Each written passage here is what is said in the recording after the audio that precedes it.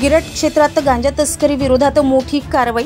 गिरड क्षेत्रात गांजा तस्करी विरोधात स्थानिक गुन्हे शाखेने मोठी कारवाई केल्याने अवैध व्यावसायिकांचे धाबे दणाणले आहेत। या कारवाईत 25,57,200 रुपयांचा गांजा जप्त करण्यात आला असून एका आरोपीला अटक करण्यात आली आहे, तर 2 आरोपी फरार असून पोलीस त्यांचा कसून शोध घेत आहेत। वर्धेचे कर्तव्यदक्ष व दबंग पोलीस अधीक्षक नुरुल हसन यांच्या आदेशाने स्थानिक गुन्हे शाखेच्या कर्तृत्ववान पथकाने ही कारवाई केली आहे।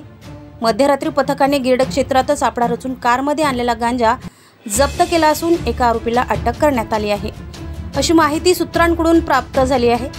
कर्तव्यदक्ष पोलीस अधीक्षक नुरुल हसन व अपर पोलीस अधीक्षक सागर कवडे यांच्या मार्गदर्शनात स्थानिक गुन्हे शाखेच्या पथकाकडून ही मोठी कारवाई करण्यात आली आहे। या कारवाईने अवैध व्यावसायिकांमध्ये कमालीची दहशत निर्माण झाली। मुख्य संपादक विल्सन मोखाळे, वर्धा ब्लास्ट।